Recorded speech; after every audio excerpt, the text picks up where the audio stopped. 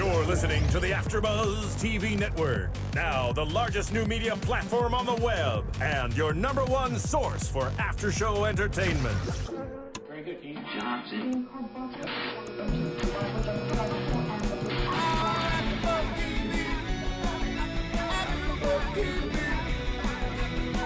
From the AFTERBUZZ Studios in Los Angeles, California, presented by Maria Menounos and Bing.com, and streaming live thanks to Akamai Technologies, this is AFTERBUZZ TV's Vegas After Show.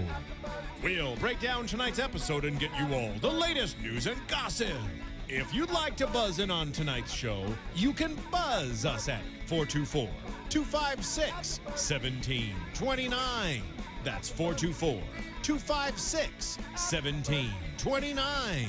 And now, another post-game wrap-up show for your favorite TV show. It's AFTERBUZZ TV's Vegas After Show. Good afternoon, good morning, good evening, AfterBuzzers. Bingers for doing. And today, we are doing Season 1, Episode 13 of CBS's Vegas called Road Trip. Road Trip. Road Trip. I'm your host, Thaddeus Massey, and joining me this evening is, across from me,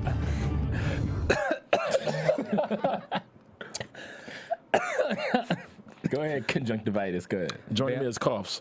Bamm, Ericsen. No, because you was like, is, and so I was going to say, Bamm, but And you started coughing. I started coughing. It's that time of the year. And I'm Nick Perdue. Oh my goodness. So on that note, we're going to jump right into this episode after Buzzers, because this episode was a little comical and It was fun. a little comical, a little annoying, and a little dramatic. So there was a lot of elements of everything. But to start off with, let's get right into the opening sequence with Dixon at the pool, coming out of wherever he was coming out of, talking about. Coming out of the bathhouse. Yes, that's why I love Vegas. You know, he sounds like he has a little conjunctivitis when he talks. That's why I love Vegas. Yeah. Comes and jumps in the pool with his little tight 1960 board shorts on. Yeah, he kind of And looks then- like a walking Ken doll a little bit. Just kind of like the way the makeup, and he was, the hair was Rancher very, Ken. that's I the guess, new nickname. I guess that's what he would be. So he jumps in the pool, and Saves a life. I thought he was gonna find the girl Dead. in the bottom of the pool. Yeah, me but he too. comes out of the pool, and there's somebody floating on top.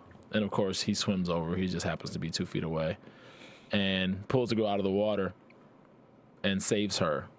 Yeah.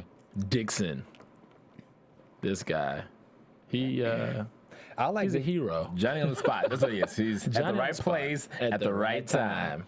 I like Dixon's character because he's a young dude and he's a cop, but yet he's young. He does what he does, and he likes the fact that he likes to get girls, but then he also kind of takes advantage of the fact that he's a cop. Right. So He's a deputy. yeah.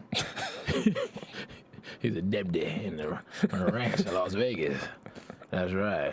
I wonder if he used for protection. This guy gets a lot of, he gets a lot You of tail. probably know. He uses They have the what? lambskin. That's a lambskin? Yeah. There are pores in that? It See? is very poor. You die like Al Capone like that. It's like Syphilis and all collagen. that.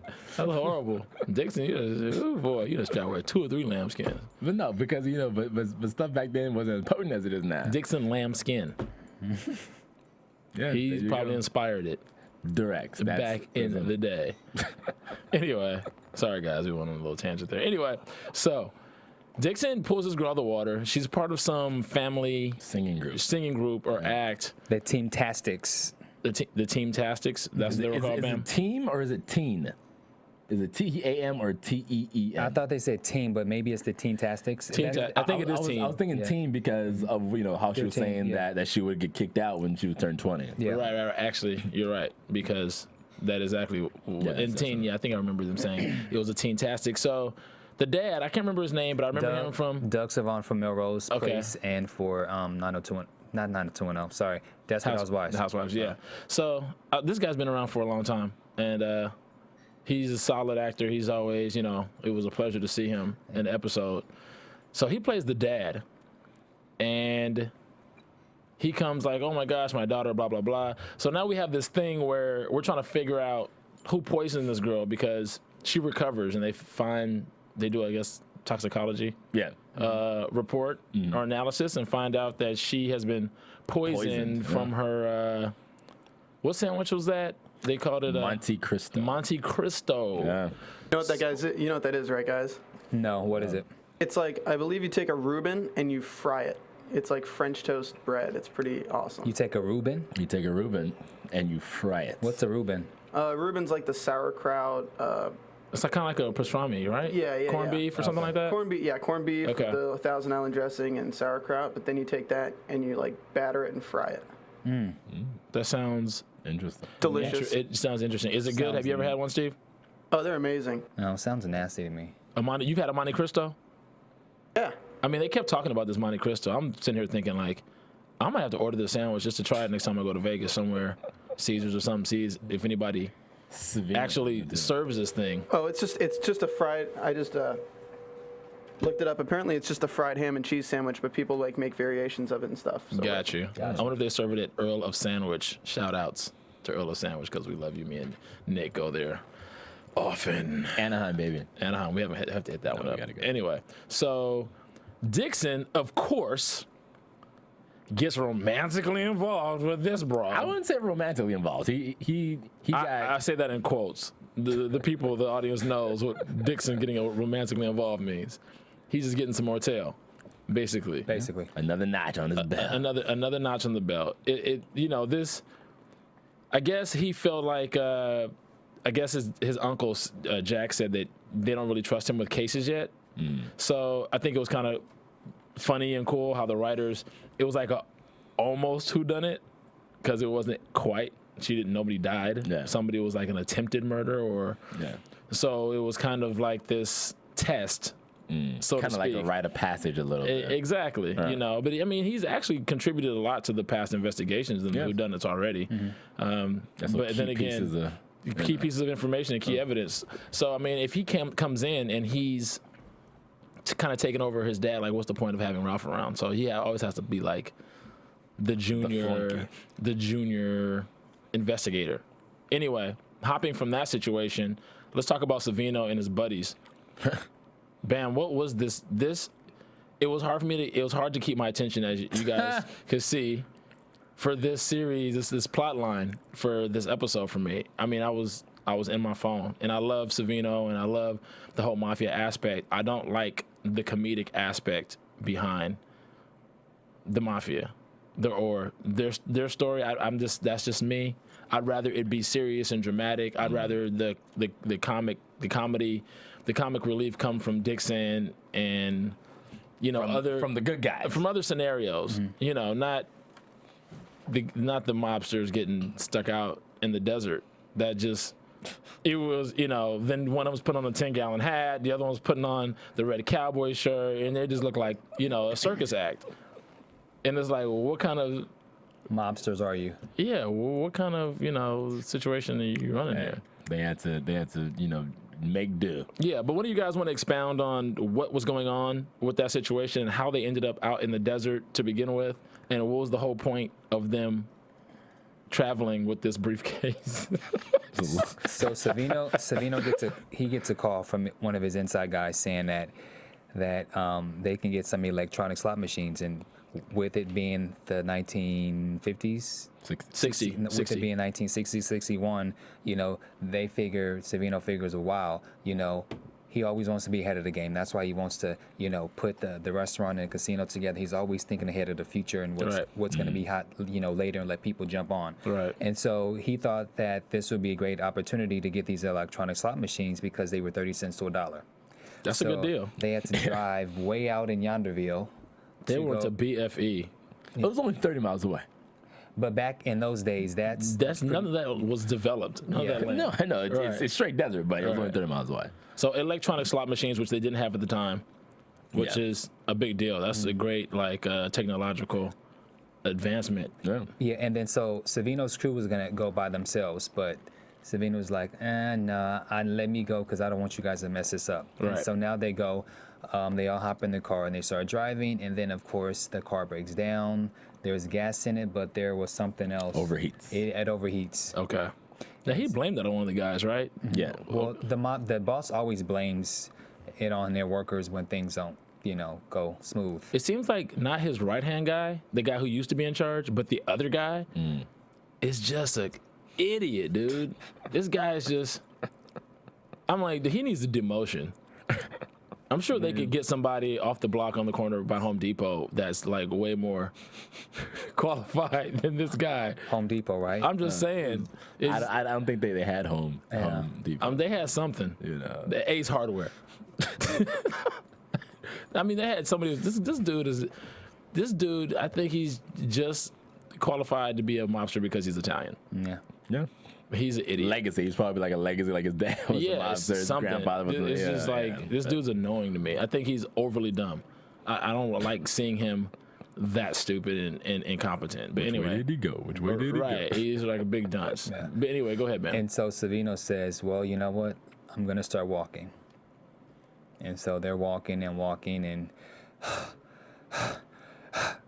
they get tired. They take a rest.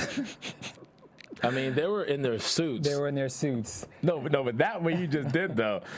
Look, go on. No, it was great storytelling for those just listening. Great storytelling. Right. That is a major compliment, being that you're one of the hottest comedians out in Los Angeles right now. So for you to tell me that was good, I'm good. I don't have to say anything for the rest of the show. That's true, Bamm. Because Nick Perdue, he will not toot his own horn. This dude is funny. You guys can catch him at the Comedy Store or a lot of other places doing his comedy thing. He's really, really funny cat. And we love Nick Perdue. Yeah. Even though I know the audience misses the funny fun facts that he used to bring to the table. I want to put him on blast for not bringing. He hasn't brought a fun fact for at least 6 weeks. I don't know what else going on. Wait a minute. It has been 6 weeks. First of all, we were dark last week, okay? So don't let that count against me. Okay. Secondly, I'll get 6 today. All right, get the going. Okay. All right, so now it's Go ahead, Bamm. now it's nighttime. Obviously, there's no light anywhere because they're in the middle of the desert, and so they have to sit there. And now they're tired. They haven't drank anything. The lips are crusty, and they haven't eaten, so they're like really ready to die. But then what happens is the next morning, as they're walking, they see a dad and his daughter driving. Or it's really a trailer guy, a guy pulling his horse, right? He's like a rancher or a farmer or something like that. Yeah. Be a rancher. Yeah. And it was revealed that this is an old road that no one really uses anymore. Right. But the little girl made some sweet tea. She gives them the sweet tea, and so they drink it, and they hop in the back with the horses, and they, trottle along down the road. That sweet tea looked like scotch, because that means it has some sugar in it. Yeah. And sweet tea, if it's any kind of sweet tea or lemonade made on a ranch or a farm, it's like all sugar. Moonshine sweet tea. It's like Kool-Aid tastes like Gatorade compared to that kind of, sweet tea that they make in rural areas. I made it myself. I like how you pulled out the jug from like way down. Right. I made it myself. It's like moonshine tea, but it probably made them more thirsty because stuff that's sugary, but they probably didn't have those revelations in 1960 yet. Yeah. They just think they're drinking something. Anyway, so cold and it's wet. Right. So that's horrible. So they asked for a ride from this guy. Right? Correct. And they offered to pay him too. They offered to pay him. He said no. He's one of those guys, those Southern hospitality. Look, you guys are stranded out here. I'll give you guys a lift. I'm going this direction anyway. No problem. So he sticks him in the back with the horse. Because obviously 3 men are not going to sit in the cab with him and his daughter. Plus he doesn't know these guys. Oh, go ahead, Bamm. Let's go back to at nighttime. One of the guys kept trying to... the dunce. He kept trying to rub the wood together so they can start a fire. Right, the night before they got picked. Right. And so he wasn't able to do that. And then one of the guys says, well, he heard, allegedly, he heard that a great way to stay warm is to do body contact. And so they all looked at him like, are you effing crazy? And he was like, yeah, okay, I'm going to go back to the fire. I'm sorry, you may think that this whole comedic thing is corny, but that was funny. That was funny. But gotcha. That was funny. but it's still. No, but I think like the real kicker is when he started the fire and he's like, "Oh, I forgot I had my lighter in my pocket." See, that's a problem. That's just too stupid, dude. It's like, how are these guys like? Vincent has to be so frustrated. It's like, can my brother get some help? Chicago, can I get some help? I mean, you sent me out here for a reason. Now I'm just operating a bunch of wackos who are just not bright. Not the sharpest tools in the shed out here. And speaking of desert. And speaking of Chicago, Savino he was on the phone with someone and he did say, to make sure that you fetch my kids. So that was a subtle hint and leeway, which goes into when it's the next day when they made a stop somewhere, and the little girl was reading To Kill a Mockingbird. And brand new book. It was a brand new book that she read that she had just got from school, and she was telling, of course, To Kill a Mockingbird now is one of the greatest books of all time. But it's just funny how it just came out at that time. Yeah, it just came out at that time. It was like the Harry Potter of 1960. Yeah. Yeah, no, that was the book. That was, And then there was the film that came out with Gregory Peck. And who else was in that? Robert Duvall was in that. But it was also Boo. It was also Ollie. Boo, what's his name? Who played the guy who was being convicted? It was Ollie Williams. No. Oh, this is horrible. I'll figure it out in a minute. Bing it. I'll look it up in a minute. But classic. I like how they threw that in there. I thought that was great writing. Yeah, for the script. Yeah, there's a lot of great subtle things that I liked. Especially, I noticed how there were a lot of 25-cent signs for like the tables and stuff, which I find 25 cents to be a lot to gamble. Well, but back in those days, 25 cents versus, because like I guess if you look at it now, so like a table minimum slots right now. Yeah, but a table minimum, could be anywhere from $10 to $100. You know what I mean? So 25 cents is like that.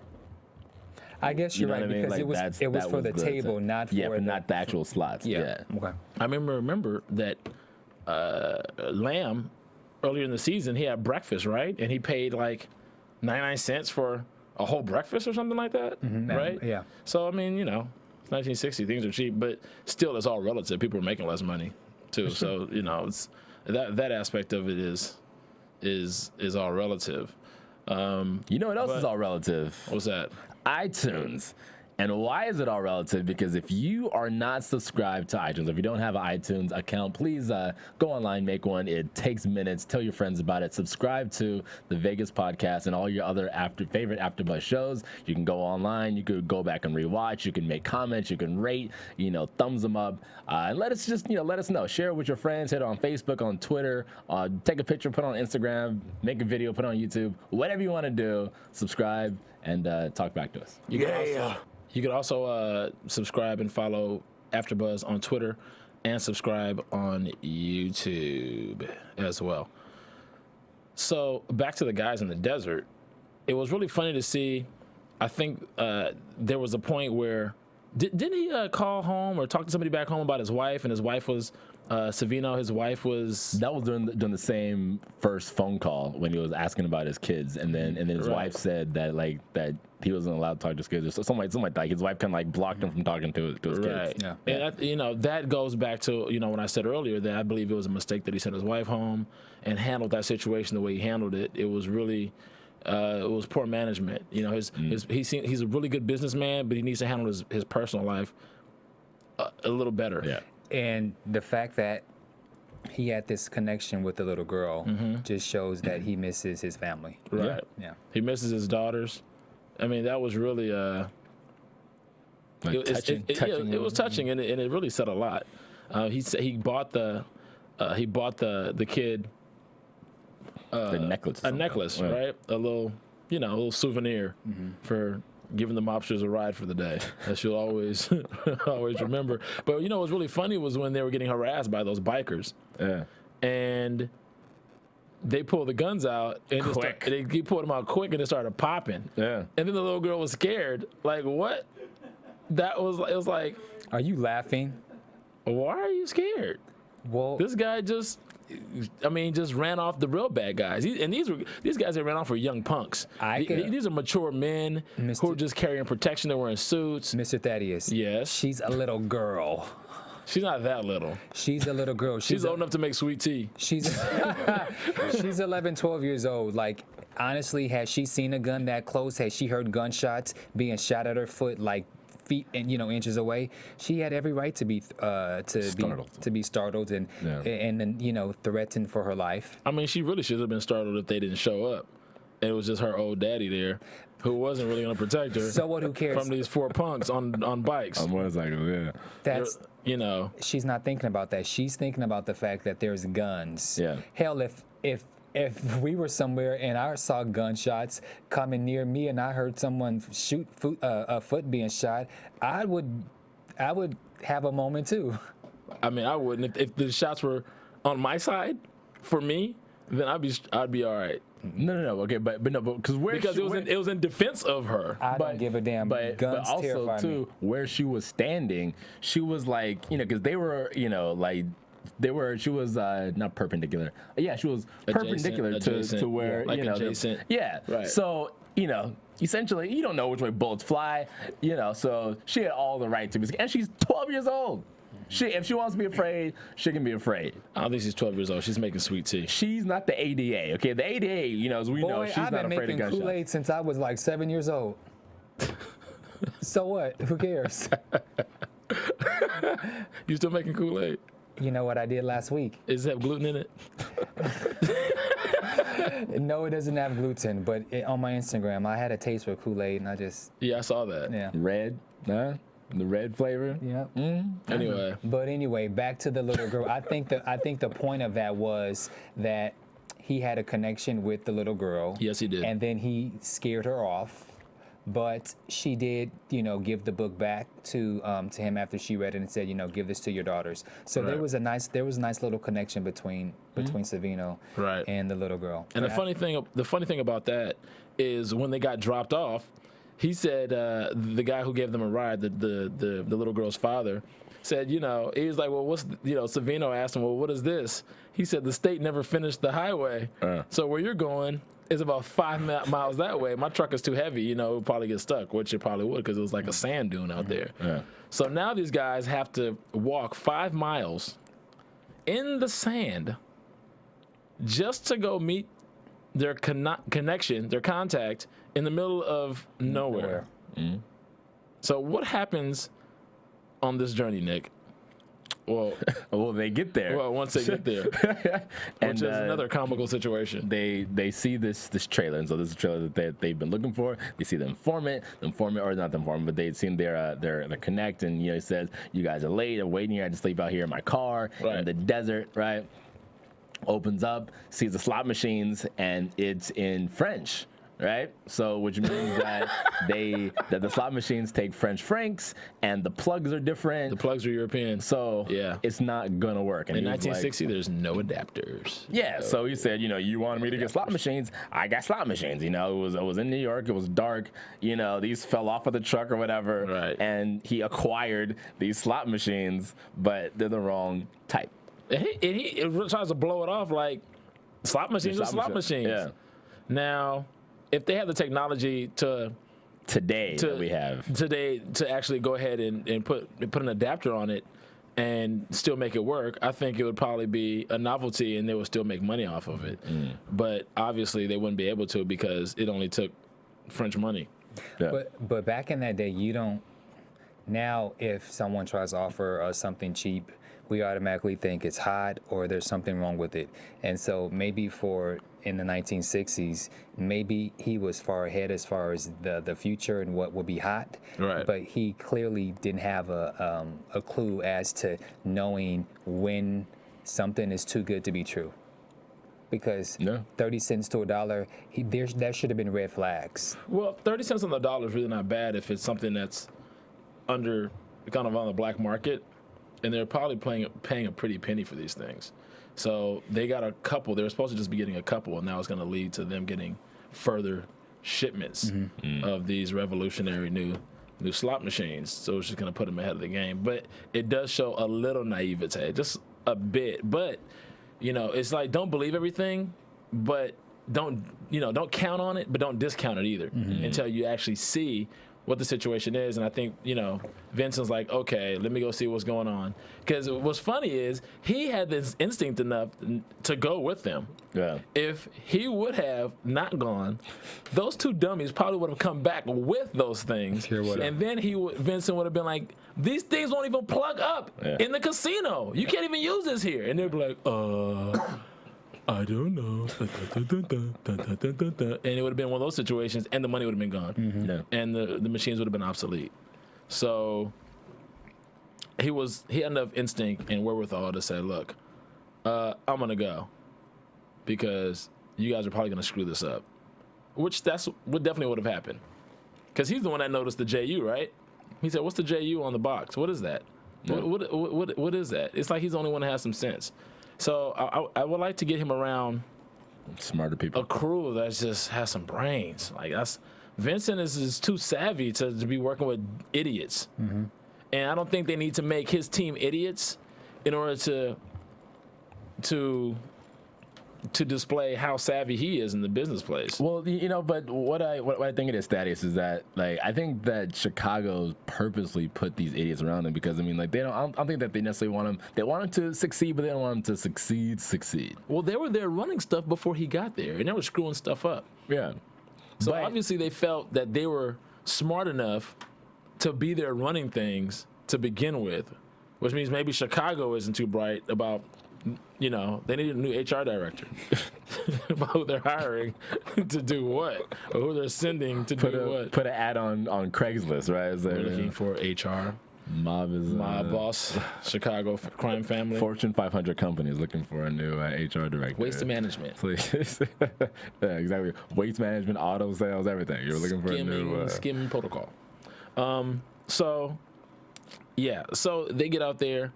I probably would have slapped the guy around. Me personally, you're a mob guy. I'm like, dude, are you serious? I think at that point, Savino should have slapped one of them or both of them, although it is his fault because he should have checked and asked questions. But just for what all he been through, I would have slapped somebody. I would have slapped the dude. I would have slapped. Why you guys gotta slap somebody? You gotta slap. I mean, not shoot him in the kneecaps and keep on going. I didn't say shoot him in the kneecap. Don't beat him up. Just slap him up a little bit. Yeah. He tried to be a smart ass and take the money for a second, right? Yeah. And roll out. But they left him out there. They took his car and left him out there with the trailer and headed home. So he's probably gonna, the vultures will get to him. So well, he'll make it out. That ranch. He's just gonna have to walk quite a ways. Probably take a nap in the trailer with the French slot machines for the night. But going on over to Jack's situation. Well, actually, let's wait on Jack. Let's talk about the ADA and Jones. Yeah, that was fun. ADA Catherine, the worst shot in the world. Like this is not Trinity from The Matrix at all. No, it definitely is not. She might as well have been shooting with her little pea shooter. No, the gun was fine. It's just her aim was off. Right. Church women with their pistols can shoot better than she can. Yeah, you're absolutely right. I was thoroughly disappointed. Let me put it out. And she looked so hard. She had the gun and she was shooting, and I was like, wow. She was shooting straight, but it wasn't straight enough. So let's talk about Jones from the Milwaukee crime family, the hitman, the cleaner, who called her for a meeting so he can meet up with her and create a deal.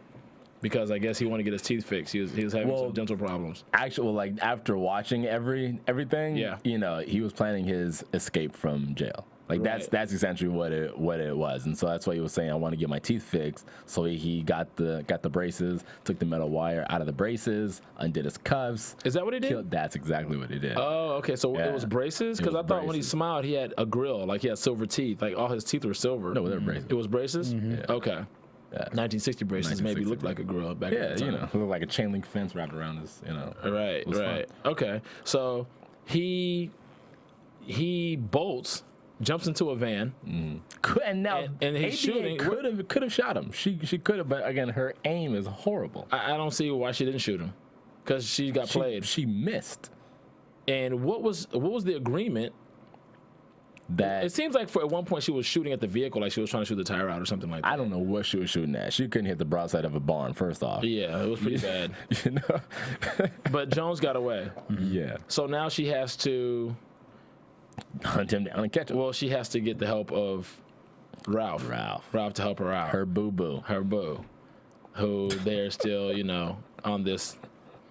Whatever's going on with them, I don't know. They need to figure it out. They need to They have. will. That's probably going to be like the end of the season is when they're eventually going to figure it out, and then stay tuned for next season. You gotta wait. That's how they're going to do it. I already know. Yeah, that's what they're going to do. well, we'll keep see. you hanging. We'll see. But okay, so they go on a series of trying to find Jones, Yeah. and they're tracking him. Yeah, because two deputies or two where Jones killed two police men at the jail. Right. When he left. Right. And see, that's the problem with hitmen. It's just easy for them to kill somebody. And it was probably a couple situations where he probably didn't have to kill somebody and it would have not left. Well, you shoot first, ask questions later. Right. Well, I guess that's how they do in Milwaukee. They're a little more bright in Milwaukee. Right. It's that Milwaukee brew. Chicago, they want to reason with you, In Chicago, they want to reason with you before they bump you off. Just like what Johnny was doing to Jack in that whatever sketchy motel room. Blah, blah, blah happened with that situation. But anyway. We'll get to that. Yeah, we'll get to that. And I know you guys are just itching to get to that situation because that is just a whole can of worms with Johnny and Jack. And the addict, she was itching too. Dude, she literally itching and scratching. So, Jack. Y'all call him Molly now? So, is that what she said? No. She said, "Where's my Molly?" And Johnny said, "Oh, you call her Molly now? Huh? Is that what you call it?" Anyway, so Catherine and Ralph go on this adventure to find Jones. They finally track him down on the side of a road somewhere. After car hopping and bus switching. Actually, they caught up to him in the back of a truck. I don't know how he actually left a gas station where he killed a gas station attendant, right? And then took off. Well, he didn't do all that. Or something like, he said he's lucky he just sucker punched him. He's lucky he didn't do more. So he jumped in the back of a truck, I guess. He was in the back of a truck. They catch up to the truck. And sure enough, this guy pops up out of the back of the truck with the pistol in hand, shooting, jumps out of the truck, runs over to this guy who is in a car on the side of the road, and which is really like, it was because there's nothing else out here. Nothing. And there's this car that just happens to be there. And you know what's crazy? It didn't even seem like the car was coming from anywhere or going anywhere. It seemed like it was just sitting there. It's like the car's not going, it's not coming, it's just okay. Where's the the shot is gonna be blocked right here. Yeah, I know. Yeah, The car's gonna be sitting right here when we run up. Okay, pull the guy out of the car. But what tripped me out was how when Jones got the guy out of the car, the guy runs over to Ralph and it's like, no, don't shoot him. And you're like, what are you doing? First off, I was like, move out the way so he can shoot, but then I was like, okay, I know why he's, Right. So Jones takes off, and I still don't understand how he ended up on the side of a cliff. Well, that's just the geographical location of where they were at. Right. So it's like the middle of the desert, middle of nowhere. But you also failed to mention, I know you know this, but just for people who are listening, that the reason that the guy ran up to Ralph and said, don't shoot, is because when the guy drove off, he noticed that there was a little red-haired boy sitting in the backseat of the car. Lopey. Right. Yeah. He was a cute kid. A little Ron Howard. Little Ronnie Howard. Little Bryce Dallas Howard. Ronnie. In the back seat. Freckles. He actually had on a sweater from H&M. Huh? Like the sweater little boy was wearing. Oh, it was like an H&M sweater? H&M sweater. That's a funny observation. It was. I saw it. I was like, I've seen that sweater before. But he's a typical 1960-something looking little kid. So it was great casting on that. Whoever casted the little kid was really funny. So Ralph had to save the kid, throws the rope in there. Rancher style. The rancher style. Kid has a lasso himself or hog tie himself around the waist. And I guess right before the car goes over the ledge. Perfect timing. Yanks the kid out through the window. Yay, Ralph Lamb. He's a hero. Without nicking the roof or the door or the side panels. Yes. And this kid was coming through, and this heavy metal car tumbled over the embankment. And the cars back then were made of steel, so they were really heavy. So yeah. What happened to Jones again? Jones? Yeah. He took off. So he Oh, that's right. Okay, so this was really funny. So yeah, Jones takes off because they got to save the kid, so they can't apprehend him at this point. Now Jones, we see the guys coming back with the car they took from the guy who tried to Sell them the- finagle these bootleg French electronic slot machines. Yeah. And they're driving down the road just happy to be in a car on their way back home because it's a horrible day they've had.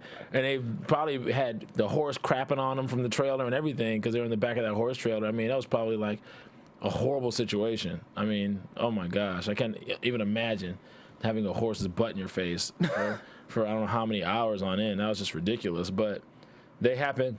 You got Jones who is Strolling along. who was chilling on the side of the road trying to hitch a ride. And lo and behold, who drives by? Savino and the boys. Savino and the buffoons. And Savino's like, that's Jones. He's like, Pull over.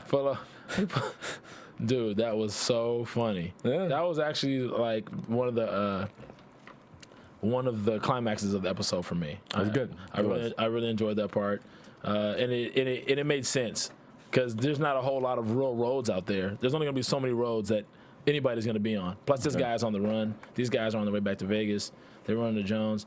Now they're working him over in whatever warehouse. I'm surprised they didn't pop him on the spot. I thought that was what was gonna happen. I thought Because Vince had his gun out, cocked, ready. You know. it would have made sense because they didn't plan that. It was totally random. Yeah. They could have just drove by, a drive-by, just drove by, popped him, and left him on the side of the road. One thing that Vince did say is that you work for me now. So going to his buffoons that he already has working for him, he knows that this guy Jones is a smart guy. You know, he knows this, that, and the other. Now, what problems he may have by quote unquote employing Jones while he is on the run, because I'm sure he didn't disclose any of that, information, on the ride over while he was getting roughed up. Ossie Davis, To Kill a Mockingbird. He was the defendant. Thank you for that. I just remembered right now. Thank you. Anyways, sorry guys, I should have remembered that. So off the top of my head. You know, like that also kind of goes to show us that, okay, I could have killed Jones, but now I could put him in my back pocket. Will Jones probably try and, backstab him? Sure.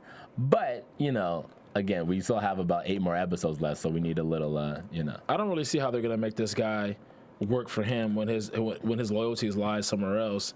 And obviously they have already bumped off guys from his crew, and then there's been retaliation, and now there's this. I mean, in all, reality, there's just like a war. How is he going to make this guy work for him? That doesn't even make sense. POW. I don't, they're not going to be able to get information out of this guy. We'll see. This dude's an assassin. He's not going to turn state's evidence. It's not going to happen. We'll see. We'll see. We'll see what happens. I mean, just work him over and then, put him in a body bag, dude. That's what they're gonna have to do. They're just dump this guy somewhere. Yeah, they should have killed him while they had a chance. Yeah. I mean, they still have the chance.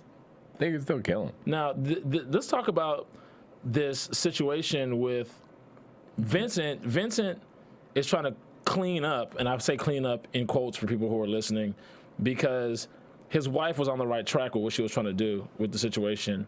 We're trying to set Rizzo up to take a fall with the ADA.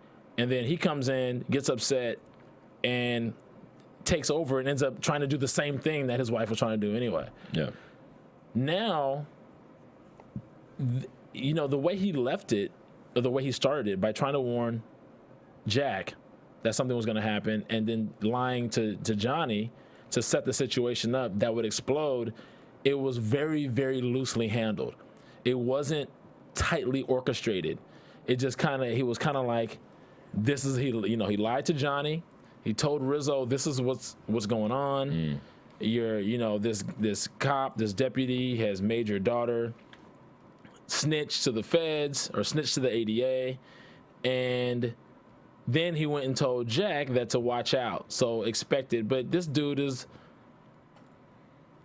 a cowboy. He's as square as can be. He's not going to be able to just have his head on a swivel for this guy. Plus, when you're walking around with a badge, you don't think that somebody's just coming after you, especially in 1960. This is not like End of Watch, where you know people are after you in your LAPD. You know, the scenario is completely different at the time. So it wasn't tightly orchestrated. This is the first situation that I really feel that Vincent tried to handle something and it was loosely handled. And this is why It seemed a little rushed. it wasn't only rushed. I feel like he could it actually, you're right, Nick. It could have been a little more carefully Formulated, kinda, strategized, whatever. But I hope he takes some lessons from this because the truth came out. Yeah. He But- doesn't know yet. He doesn't know, but Rizzo, at this point, he's got this guy kidnapped. It doesn't matter if he believes him in all his stories pan out now anyway. He can't let him go. Rizzo has this guy. Who's this guy? This guy's Johnny Rizzo. No, who? I'm sorry, he has Jack. So Yeah. he has Jack, You or he has bamboozled he has a Jack. crackhead. He has a crackhead sending a fake call. Jack shows up, kidnaps Jack. Next thing you know, it was like cut. Next thing you know, we back to and then Jack is tied to a chair with some loose rope. Hold on. Before we even go further into this, I got to give the crackhead credit because this is a super crackhead. This is not just your ordinary crackhead. She was that Right? She that Rodney is, King crackhead. She is a 1 in a million. That was, like because I'm pretty sure She will not go like, down. Her like crack blood level is about 70-30, 70% crack, 30% actual blood in her body. Right. So when she got injected with this tricky stuff. It knocked her out a little bit, Right. but she shook it off and took it like a man. It's like a zombie. I bet whoever came up with the concept for zombies got it from somebody who was on drugs. And I like how Rizzo says, "Say hello to Diane Desmond for me. Yeah, Right. Say hello to Diane Desmond. So for me.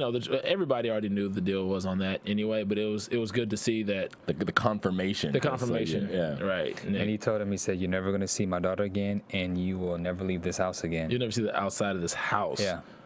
So he was basically saying, "You're done." I mean, he had the I guess 1960 taser, cattle prod, whatever it was. I think it was a cattle prod. He's just jamming these things into this guy, and trying to get him to admit something. It's like, dude, this guy is too square. He would come and tell you. He would tell you the truth. But see, when you're that crooked, you're not gonna believe that somebody is gonna just be that straightforward either. So, and Jack is probably more straight laced than Ralph. He's the most straight-laced out of all the Lamb boys. He's more straight-laced than Ralph and Dixon. I don't think he sleeps with anybody's wife, and he's not as ill-tempered or distempered as Ralph. He's a little more level-headed. Anyway, so what happens with that situation, Bamm?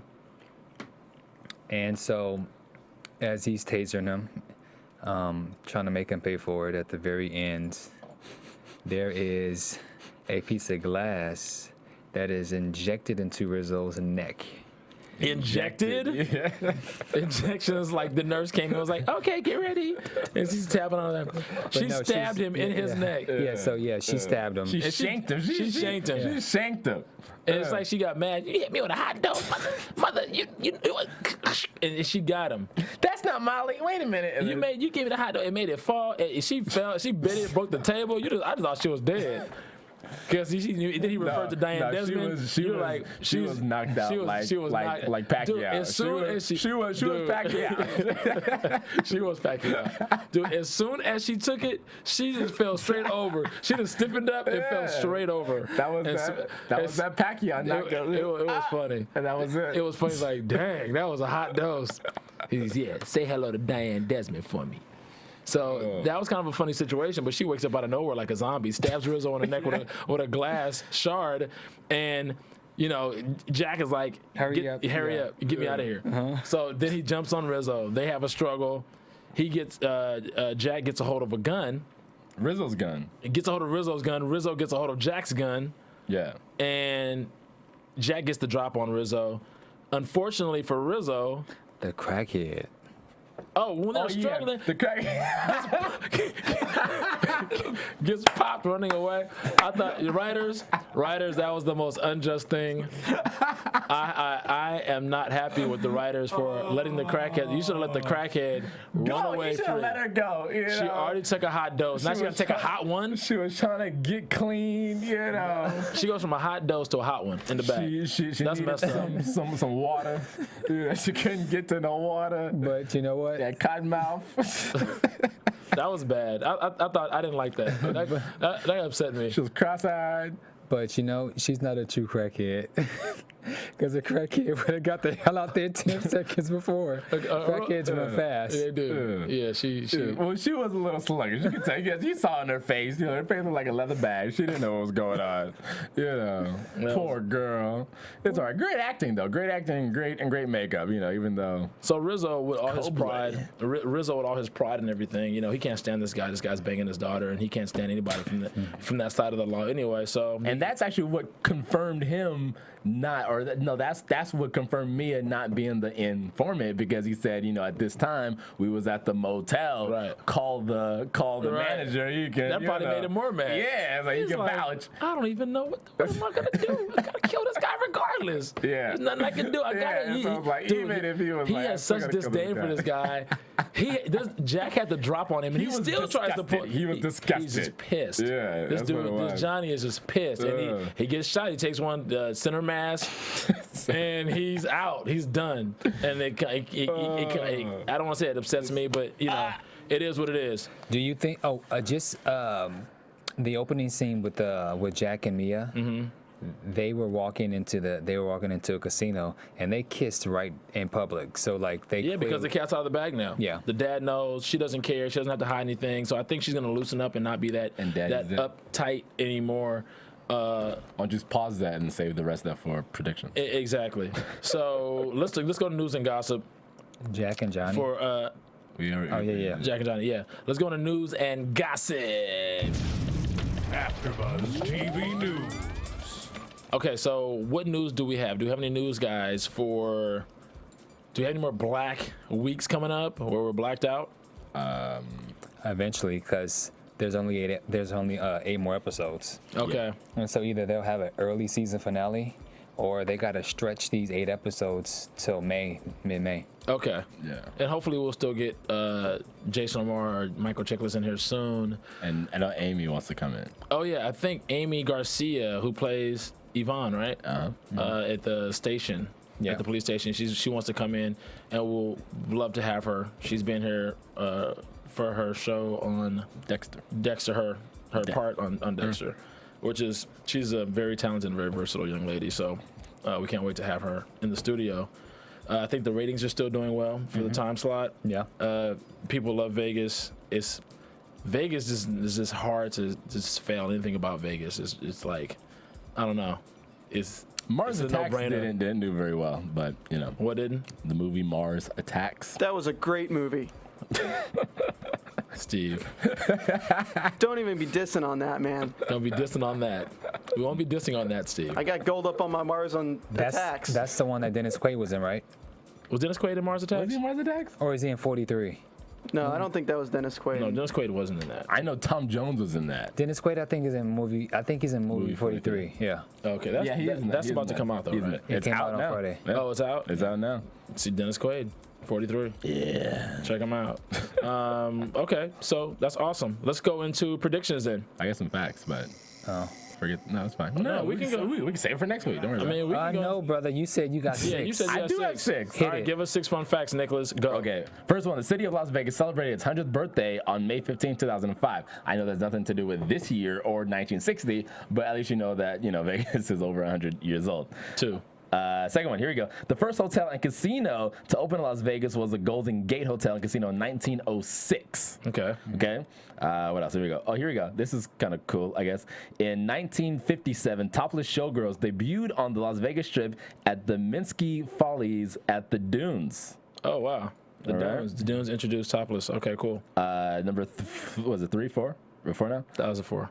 The famous Welcome to Las Vegas sign that you see when you drive into Vegas was created in 1959 by Betty Willis. Betty Willis. Yeah. Here's a cool one. Here we go. A marriage license only costs $60 in Nevada, but note that there is an additional $5 transaction fee for payment with credit card, which I don't know is kind of weird, I guess. Yeah, it is weird. And the last one, you ready for this? Yes. This is exciting. Fremont Street was closed to traffic in 1994 for the Fremont Street experience. So now you can't drive on Fremont Street anymore. Right, and I think you can actually go. What is it? Zip lining. Zip lining on Fremont Street. I haven't done it yet. Fremont Street is downtown Vegas. Yeah, it's like like everything revolved around it when everything was where the first Golden built. Nugget is. Yeah, you see on this that's Fremont Street. Gotcha. Okay, so let's get into the predictions for episode 14 of season 1, CBS's Vegas. Nicholas Perdue, go. Well, as we saw on the teaser trailer for the next coming episodes, that Jack basically doesn't tell Mia the whole truth on what happened to her father. Right. So as he should have probably said, you know what, I was the one who did it. This is what happened, and kept it straight forward with her. Right. He's a lawman. I mean, and she knows the nature of her father, and she knows the nature of Jack, which is why she's in love with him. Yeah. So there's that, and then like I said earlier in the Tonight Show, I think that the ADA and Ralph will eventually get it on season finale. Season finale. You think it's gonna take that long? I do. Okay. I really didn't like how he keeps having a small drink with her in his office. I mean, come on, dude. Have that drink at the house. That's what keeps at the ranch. Okay. Episode 14. Predictions. Bamm Ericsen, go. Will Mia hate Jack for killing her dad? And so I think that's going to be the big question. That is the big question. How is it going to affect their relationship? Well, that is the question. Mm-hmm. And then for my prediction, that is going to be something that is probably going to be the mainstay because of the show probably for the next. Maybe for the rest of the season, it might, actually for the final episode, we might finally see Ralph and the ADA come together, and Mia and Jack split up because she finally finds out who kills her dad. Let's see. And just really quick, also think with Dixon, there's two ways that his character is going. It's pretty apparent now that he's getting it in a lot. Yeah. And so I think between Jack and Ralph, there could be some kind of issue with his lack of. Yvonne's gonna come in and do something about that. Not forget about Yvonne. Yeah. Oh yeah. Because she's the one girl that is not turned on by him. Amy Garcia. She's too hot for all that. Know what I'm saying? Okay. AfterBuzzers, thank you guys for tuning in this morning, afternoon, or evening. Until next week, where can we find you guys? Find me all over the internet at the Nick Perdue. Bamm Ericsen, BAMMERICSEN. And I'm Thaddeus Massey. You could find me on Twitter at Club Thaddeus, CLUBTHADDEUS. You can also find me here on Tuesdays, 6 p.m. for NBC's. I'm sorry, is it NBC? Yeah, it is NBC's. NBC's Deception starring Making Good. Until next time, AfterBuzzers. From Bing.com, executive producers Maria Menounos, Kevin Undergaro, Phil Svitek, and the entire AfterBuzz TV staff, we would like to thank you for listening to the AfterBuzz TV network. To watch or listen to other after shows and post comments or questions, be sure to visit AfterBuzzTV.com. I'm Sir Richard Wentworth, and this has been a presentation of AfterBuzz TV. Buzz you later. The views expressed herein are those of the hosts only and do not necessarily reflect the views of AfterBuzz TV or its owners or principals.